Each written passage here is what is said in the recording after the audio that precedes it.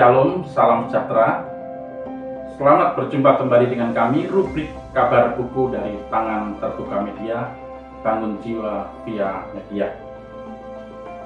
Sahabat media, hari ini kita akan kembali menggali kekayaan hikmat rohani masa lalu yang bersumber dari kitab Amsal untuk menuntun kita menjadi lebih berhikmat dan bijak dalam menjalani hari-hari yang terus berubah cepat seperti sekarang.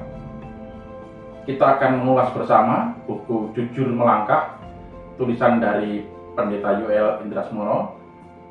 Kita saat ini bersama penulisnya. Selamat sore Pak Yoel. Selamat sore. Ya. Kita akan mengangkat sebuah tema yang mungkin dekat dengan kita, tapi berkali-kali diperbincangkan, tetaplah menarik, yaitu tentang anak berbakti. Ya. Dari buku Jujur Melangkah pada halaman 59.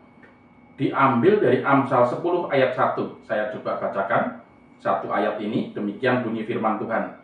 Amsal-amsal Salomo, anak yang bijak mendatangkan sukacita kepada ayahnya, tetapi anak yang bebal adalah kedukaan bagi ibunya.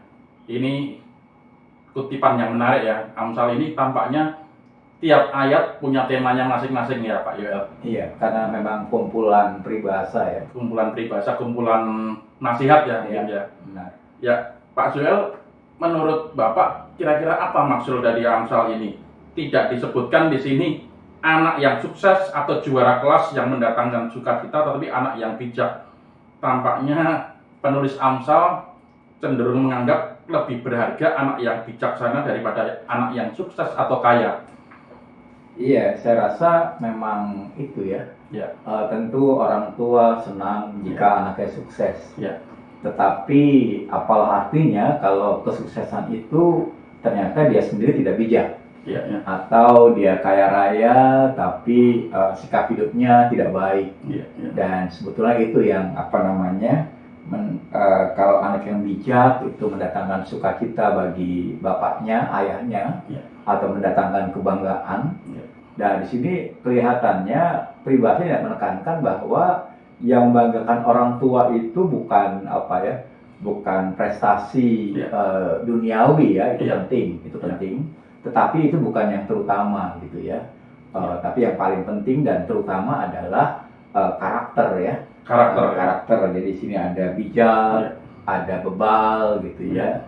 Dan karena pada akhirnya memang di mata Allah yang dinilai adalah itu bagaimana seseorang hidup di hadapan Tuhan dan sesama. Dan pasti Tuhan tidak menilai harta karena Tuhan hartanya lebih banyak. Ya. Tuhan tidak menilai pengetahuan Ya. karena Tuhan yang Maha Tahu. Ya, sumber dari pengetahuan sendiri. Iya, Ya. dan yang dinilai adalah kebaikan atau karakter dari anak itu sendiri. Ya. Gitu ya. Apa gunanya sukses atau kaya jika tidak memberi manfaat? Apa gunanya sukses atau kaya jika tingkah lakunya jahat? Iya, kan, dan itu akan yang menarik adalah bahwa di mana-mana kalau orang suruh milih orang kaya tidak tulus atau orang miskin tulus, orang pasti lebih suka kalau menjadi menantu gitu ya.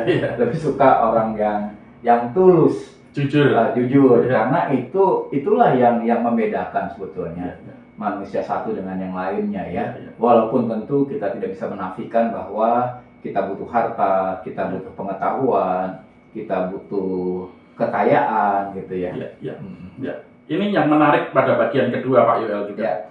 Ya. Bagian kedua sebaliknya, anak yang bebal yang tidak berhikmat mendatangkan duka bagi ibunya. Ya. Mengapa hanya ditulis buat ibu?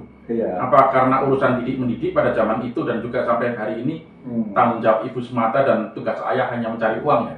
Iya, kita pernah ada pariwara gitu ya. Ketika anak sukses, maka pernyataannya adalah siapa dulu bapaknya. Iya. Siapa dulu bapaknya. Karena bapak memang di luar rumah. Dan di luar rumah tentu dia bisa tuh mendengarkan penilaian dari orang lain terkait dengan anaknya begitu ya.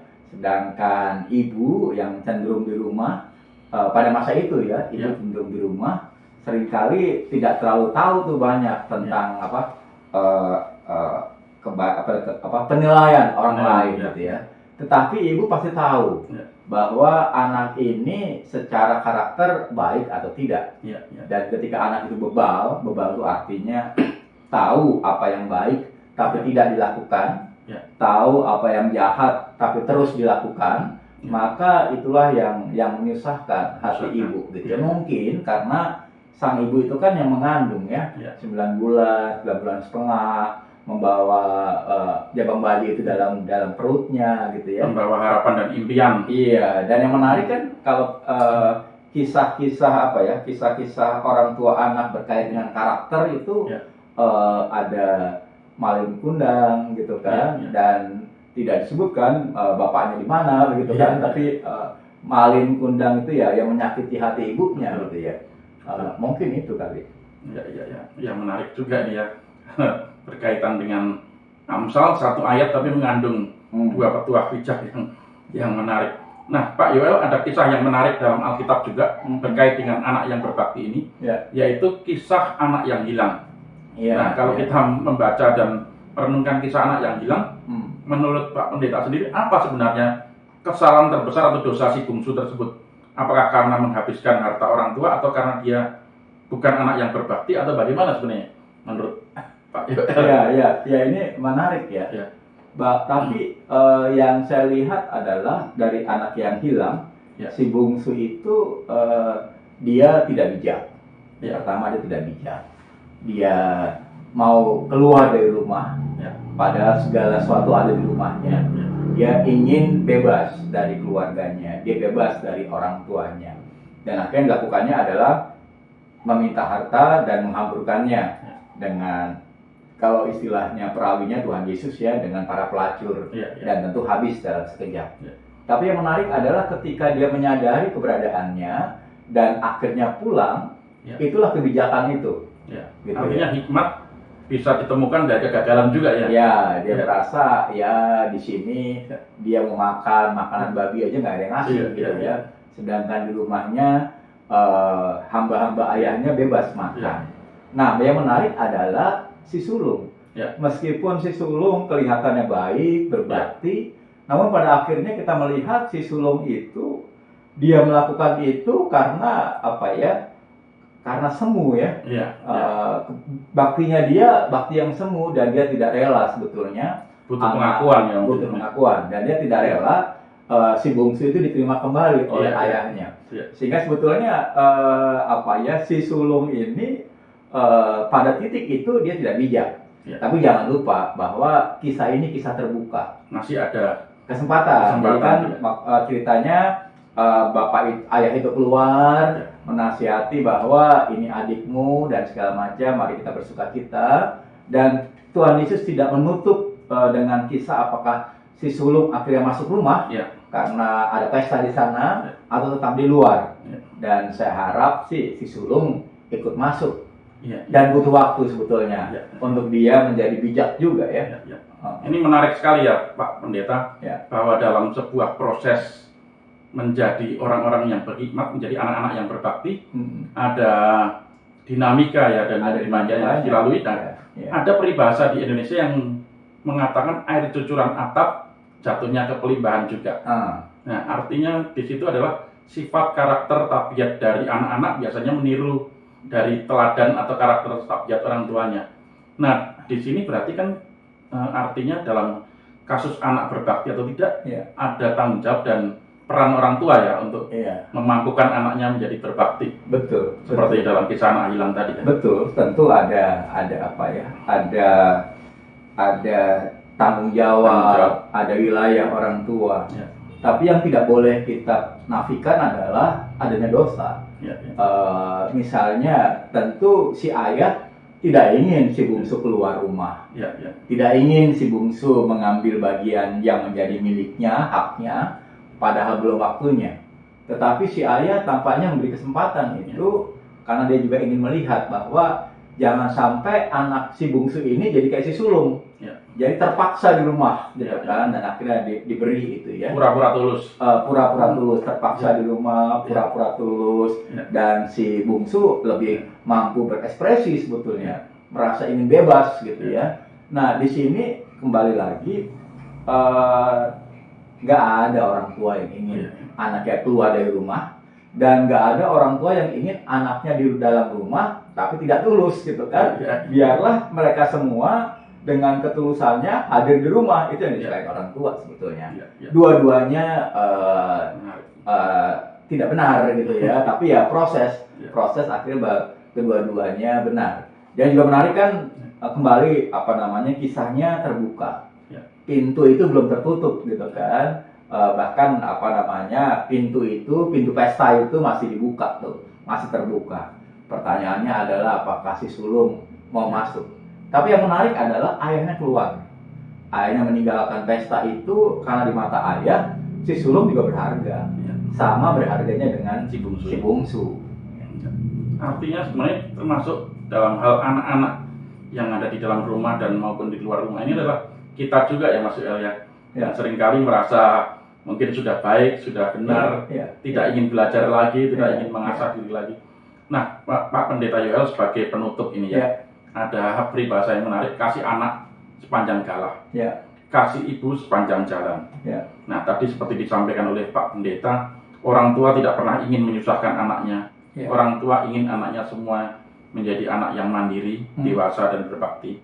Bahkan kalaupun orang tua sudah tua dan renta, mereka juga memilih biasanya untuk tetap mandiri ya. Nah, harapan orang tua, anaknya juga menjadi pribadi yang dewasa dan mandiri dan dikasih Allah dan sesama. Hal ini, sahabat media, tampak jelas dijelaskan dalam buku Jujur Melangkah. Silahkan sobat media juga kalau berminat dan tertarik membeli buku ini. Nah, mungkin Pak Pendeta Yoel bisa memberikan kesimpulan penutup terkait tema yang kita bahas pada hari ini tentang anak yang berbakti ya. Iya, kalau kita adalah anak, menjadi penting untuk selalu bertanya, apakah kita memang anak yang berbakti? Dan jawaban dari pertanyaan itu akan menolong kita untuk hidup lebih baik, gitu ya. Karena tanpa orang tua kita tidak pernah ada di dunia ini. Itu kalau kita sebagai anak. Tetapi kalau kita sebagai orang tua, jangan paksa anak untuk tetap tinggal dalam rumah tapi tidak tulus, atau membiarkan anak di luar saja begitu saja gitu ya. Bagian orang tua adalah memberikan teladan yang baik, tetap berharap yang terbaik bagi anak-anaknya, dan siap ketika anak-anak yang tampaknya tidak berbakti itu, yang pernah melukai itu pulang. Jadi pintu harus selalu dibuka.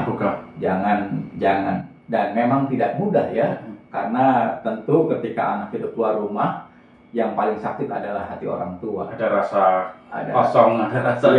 Iya. Dan ketika anak itu pulang, ya marilah orang tua boleh memberi maaf, ampun, kesempatan gitu ya. Dan juga jangan lupa bahwa anak-anak kita sejatinya adalah anak Allah.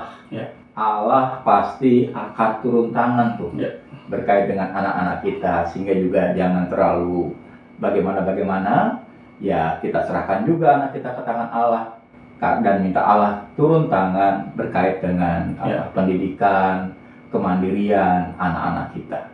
Itu saja, Mas Kris. Ya, luar biasa sekali. Tampaknya hanya satu ayat, Amsal 10 ayat 1, tapi kita sudah terlibat dalam perbincangan yang cukup intens. Kalau sobat media tertarik dengan buku Jujur Melangkah, silahkan hubungi Tangan Terbuka Media. Dan terima kasih telah bergabung dengan kami. Semoga tayangan ini memberi manfaat, mencerahkan, menyejukkan, dan menginspirasi sobat media dalam menjalani hari-hari di tengah dunia yang bergerak cepat dan mungkin melelahkan bagi jiwa maupun raga kita. Dukung terus pelayanan kami, Tangan Terbuka Media, dalam membangun jiwa via media, membangun budaya mencintai buku dan literasi. Tuhan memberkati kita semua.